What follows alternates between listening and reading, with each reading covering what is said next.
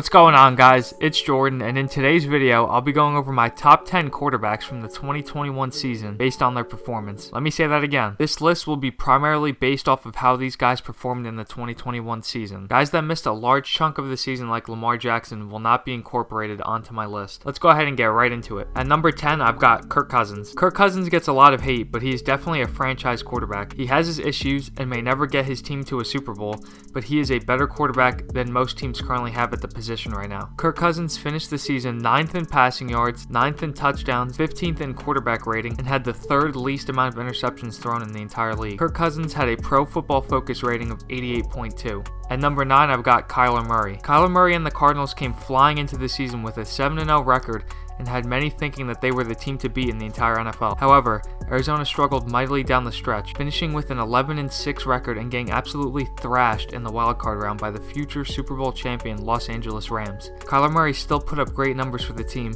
and has proven that, despite his weak leadership, he is a tremendous talent. Murray put up 4,210 total yards, 29 total touchdowns, threw 10 interceptions, and had a Pro Football Focus grade of 84. At number 8, we've got Dak Prescott. Coming back from a season-ending injury that he suffered in 2020, many feared that Dak Prescott would not be the same. And while Dak may not be as mobile as he once was, it's clear that Dak hasn't missed a beat. Dak was 7th in passing yards, 4th in passing touchdowns, 11th in quarterback rating, and had Pro Football Focus grade of 83.8. At number 7, I've got Joe Burrow. The 2021 Comeback Player of the Year, Joe Burrow managed to help drag the Bengals out of despair and into the Super Bowl. Burrow might be 7th on my list right now, but I have a feeling he's going to rise a bit in the near future, especially if Cincinnati can improve their offensive line. Burrow was 6th in passing yards, 8th in passing touchdowns, had 14 interceptions, was 12th in quarterback rating, and has a Pro Football Focus grade of 91.7. At number 6, we've got Matthew Stafford. The Rams were looking to take that next step forward this year after making the aggressive move to trade for Lions quarterback Matthew Stafford. It worked out masterfully for them,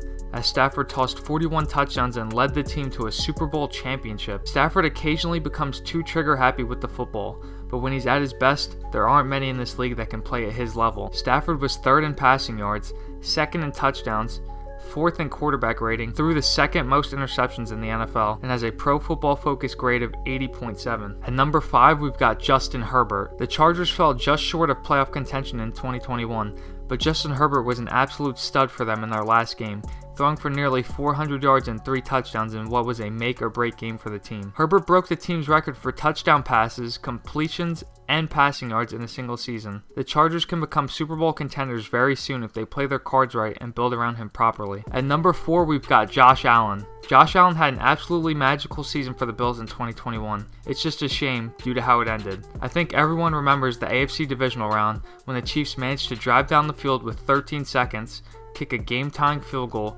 then proceed to win the overtime coin toss and drive down the field to win the game, all while Josh Allen was on the sideline watching. I strongly believe that had the Bills won that coin toss, they win that game, and then they would have gone on to win the AFC Championship. Josh Allen put up 5,170 total yards, 42 touchdowns, threw 15 interceptions, was 6th in quarterback rating, and had a Pro Football Focus grade of 86.6. At number 3, we've got Patrick Mahomes. While Mahomes and the Kansas City Chiefs started off very slow, they found their footing and were able to finish the regular season on a 7-game win streak.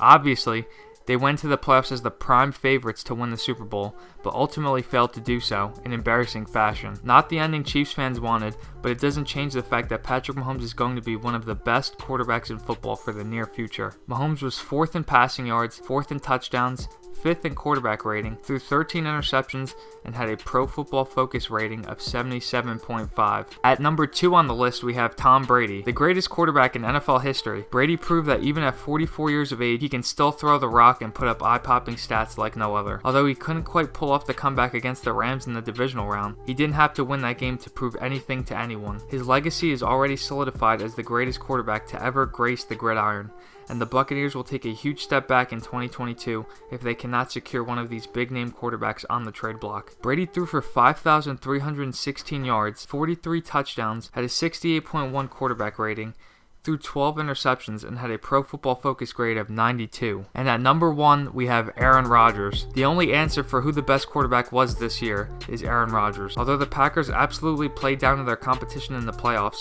you cannot take away how brilliant Aaron Rodgers was for this entire season. He continues to make extremely difficult throws look simple and is showing no signs of slowing down from a talent standpoint, even at the age of 38. Rodgers was voted as the most valuable player in the entire NFL. Rodgers was 10th in passing yards, 4th in passing touchdowns, 1st in quarterback rating, only threw 4 interceptions, and had a Pro Football Focus rating of 89.6. Let me know in the comment section what your guys' thoughts are on my rankings, along with what you would change and why.